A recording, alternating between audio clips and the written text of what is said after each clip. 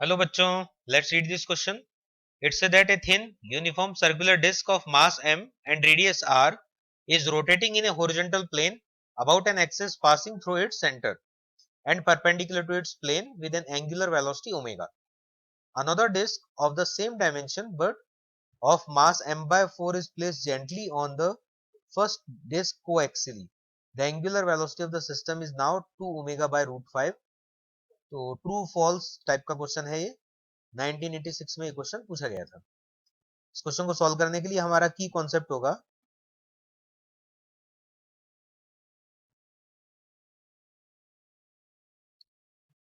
First of all हमें एक disc को एक्सिस के अबाउट रोटेट करना है विद ओमेगा एंगुलर वेलोसिटी से।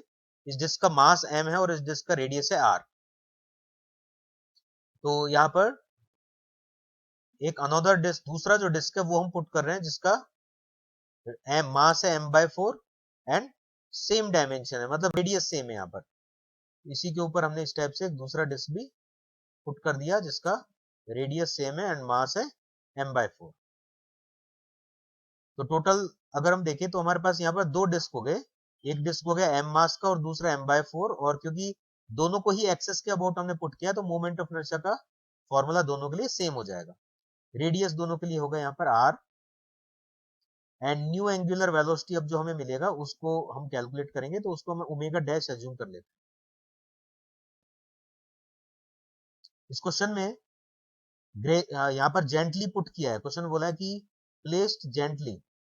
तो जेंटली प्लेस होने का मतलब ये है कि एक्सटर्नल टॉर्क यहाँ पर कोई जनरेट नहीं होगा, external torque will be zero, so angular momentum will conserve. Initial angular momentum equal to final angular momentum. Initial इस कंडीशन में अगर हम देखें एंगुलर मोमेंटम, तो आई ओमेगा फॉर्मूला हम अप्लाई करेंगे, आई वन ओमेगा वन। और सेकेंड कंडीशन में दो डिस्क है तो I one plus I two हो जाएगा।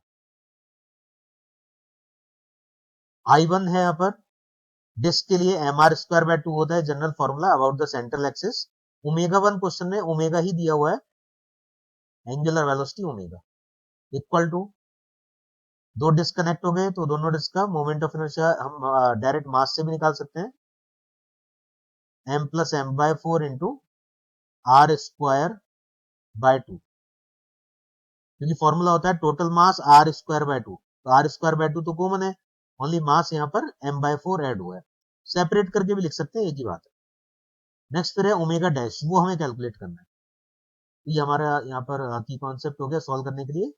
आर स्क्वायर को हम डिवाइड कर देंगे, रिमेनिंग जो टर्म है उसको हम इधर सॉल्व करेंगे और 2 से मल्टीप्लाई कर देंगे तो ये 2 भी कैंसिल आउट हो जाएगा। वो इधर हो गया m इंटू ओमेगा और इस डायरेक्शन में हो गया 5m by 4 into omega dash. m से डिवाइड करेंगे तो ओमेगा डैश आ जाएगा 4 ओमेगा बाय 5। तो ये एंगुलर वेलोसिटी होगा कॉम्बिनेशन का। क्वेश्चन में यहाँ पर हमें जो दिया है आंसर वो दिया है 2 ओमेगा बाय रूट 5, तो ये मैच नहीं कर रहा है, इसका मतलब ये एंगुलर ये जो स्टेटमेंट है फॉल्स।